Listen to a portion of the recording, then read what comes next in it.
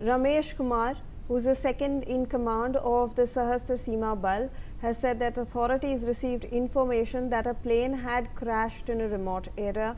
He described the site as being deep inland with no road access for 2 kilometers.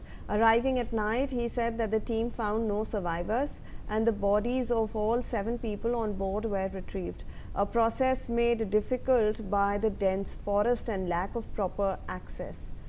Kumar explained that they had only one stretcher which they brought from the SSB and had to carry the bodies for 2 kilometers to reach the main road. He noted that the crash occurred in the middle of the jungle where even walking alone is challenging, making the nighttime rescue operation particularly difficult. Let's in fact listen into what Ramesh Kumar, second in command of the SSB, has said. हमें जो information मिला था कि कोई plane crash हुआ है, तो हमने सोचा एयर एम्बुलेंस, छोटा हेलीकॉप्टर जैसा कुछ होगा। तो जब हम लोग यहाँ आए देखे हैं तो ये एरिया काफ़ी इंटीरियर में है। आप देखो कच्चा ट्रैक भी यहाँ से 2 किलोमीटर तक तो कोई रोड ही नहीं है। उसके पीछे जो शुरू होता है तो वो पूरा कच्चा ट्रैक है, कोई 5 किलोमीटर का पैच। फिर देन उसके बाद फिर सिमरिया यहाँ से 15 किलोमीटर के आसपास सिमरिया है। तो जब रात को यहाँ पहुँचे हम लोग तो तब यहाँ पे देखा तो यहाँ तो सब तो बचा तो कोई नहीं था, लाइव तो कोई था नहीं उसमें, लेकिन थे सब जो डेड थे तो उनको निकाला गया, रिट्रीव किया गया बॉडीज़ को इसमें से। तो क्योंकि मेटालिक बॉडी होती है तो उसमें फंसे हुए थे, पूरी बॉडी जो है उसमें इंटेंगल हो गए थे अंदर की तरफ ही पूरा। तो वो उनको फिर काफ़ी कठिनाई हुई उनको निकालने में। जब निकलते गए तो फिर हम उनको यहाँ से कैरी करने में 2 किलोमीटर वन साइड, हमारे पास स्ट्रेचर भी एक ही थी। रात को हम लोग अपने साथ एक स्ट्रेचर ले आए थे SSB की, तो उसी के साथ हमने फिर इनको रेस्क्यू करके हम लोग जो उनको रिट्रीव करके बॉडीज़ को वहाँ तक पहुँचाया है मेन रोड तक। तो ये 2 किलोमीटर का पैच था, जंगल से होते हुए आप देखो कैसे उसको ले जाके हम लोग वहाँ तक उनको पहुँचाए हैं। और फिर ये हम लोग 7 बॉडीज़ जो थी वो सारी रिट्रीव करके हमने वहाँ तक पहुँचा दी हैं। So you heard over here, he is Ramesh Kumar, the second in command of the SSB or the Sahastra Seema Bal. They had been called in for immediate rescue operations over here. All right, let's in fact move on to some other stories now coming in. A 6-year-old was allegedly murdered after being kidnapped from the Sarai Kali Khan area of Delhi. Now, the police have said that the girl's body was recovered by police teams on Tuesday, and police have arrested a 23-year-old, Manoj Lugun, in connection with the case. The accused was found to be a distant relative as well as a neighbor of the victim. According to preliminary information, the child's parents lodged a complaint at the nearest police station after she went missing since around 3 p.m. on February 19th. Let me in fact go across to my colleague Javed Hussain, who's joining us on the broadcast for more details on this story. Javed, ये जो खबर आ रही है 6 साल की बच्ची को kidnap किया गया और उसके बाद एलिजिडली उसका मर्डर भी किया गया, इस केस के बारे में ज़रा हमें जानकारी दीजिए और पुलिस क्या कह रही है?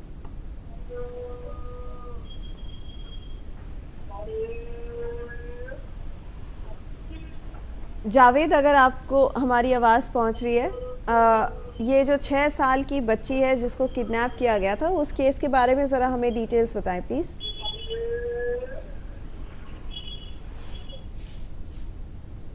All right, I believe there seems to be some issue with the connection over there with Javed, but remember that this is what we are getting. Preliminary information is stating that a 6-year-old was allegedly murdered after she was kidnapped from Sarai Kali Khan area.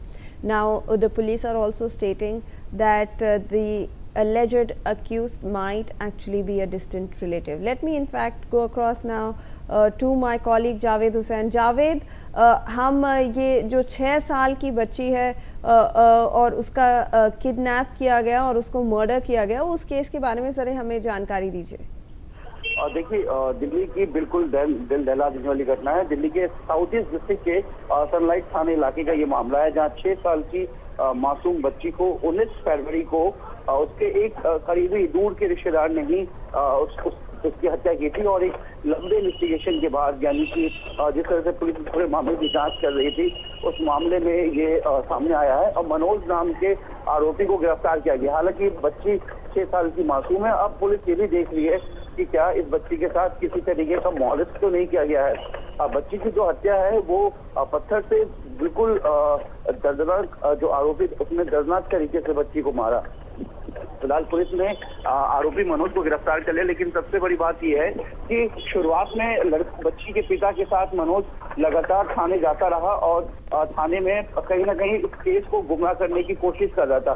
लेकिन police जब शुरुआत से ही इस पूरे investigate कर रही थी और घर के आसपास लगे सीसीटीवी कैमरे को खंगाल रही थी, तब दिल्ली पुलिस ने इस सस्पेक्ट मोमेंट को देखा। उसके बाद जब इसकी आइडेंटिफाई की गई तो लोगों ने बताया ये तो मनोज है। उसके बाद पुलिस मनोज से सख्ती से पूछताछ करता है। उसके बाद जब करने के बाद वो पुलिस के सामने राउंड अप हो जाता है और बताता है कि उसने ही बच्ची की हत्या की है। अब इस पूरे हत्या के पीछे के मोटिव को लेकर दिल्ली पुलिस अब ये जानने की कोशिश कर रही है कि आखिर इस हत्या के पीछे का मोटिव क्या था और क्यों उसने 6 साल की मासूम बच्ची को उसने दर्दनाक मौत दी। जी जावेद, हमारे साथ बने रहे। We have some more inputs on the story. During the course of the investigation, police examined the CCTV footage of the vicinity and discovered that she was last seen with Manoj, who is a resident of the same neighborhood. It was also noted that he was present at the time of filing of the missing report with the girl's parents in a possible attempt to mislead the police. After conducting preliminary interrogation, the police suspected Manoj and detained him for further questioning. Although he gave false statements initially, he later confessed to the crime when confronted by the police personnel with CCTV evidence. In his statement, Manoj revealed that he had lured the child to a location near the Santi Stupa behind the IP park on the day when she went missing and then killed her by hitting her on the head with a piece of a brick. The severity of the injury led to her death and post-mortem report has revealed this as well. तो जावेद, ये जो detail सामने आ रही है, जैसे कि आपने बताया इनिशियली ये पुलिस को मिसलीड कर रहे थे मनोज और बहुत सारे डिफरेंट स्टेटमेंट्स भी दे रहे थे, बट जब पुलिस को सीसीटीवी फुटेज जो है वो हाथ लगी तो उन्होंने एज एविडेंस मनोज को दिखाया और फिर उन्होंने कन्फेस किया ये क्राइम को। पुलिस इस बारे में क्या कह रही है, कैसे इन्वेस्टिगेशन आगे बढ़ेगी इस केस में? दिल्ली पुलिस इसमें जो है सीसीटीवी फुटेज को पूरी तरीके से एग्जामिन किया उन्होंने इन्वेस्टिगेशन में, और बच्ची को लेकर जिस तरीके से दिल्ली में लगातार बच्चियों के गायब होने की खबर आ रही थी, तो ऐसे में दिल्ली पुलिस उसके बाद से पूरी तरह से अलर्ट हो गई है और इस पूरे रूट को दिल्ली पुलिस ने एग्जामिन किया। और जब रूट मैप को देखा तो उसने देखा कि घर से बच्ची को कोई शख्स जो है वो लेके जाता हुआ दिख रहा है। उसके बाद उसकी पहचान की गई और आसपास के लोगों से भी पूछा गया। लेकिन सबसे बड़ी बात यह कि मनोज के इस वारदात के बाद लोग सकते में कि आखिर मनोज ने ऐसा क्यों किया, क्योंकि मनोज उस बच्ची का दूर का जीजा लगता है और रिश्तेदारी में आता है।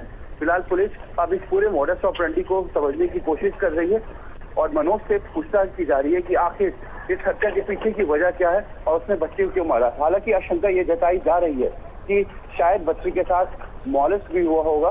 पुलिस उस एंगल को लेकर भी जो है वो जांच कर रही है, तो लेकिन आसपास के विटनेस के तौर पर जैसा अभी तक जानकारी मिल रही है और सीसीटीवी फुटेज के बेस पर जो है इस मर्डर केस को सॉल्व किया है दिल्ली पुलिस ने।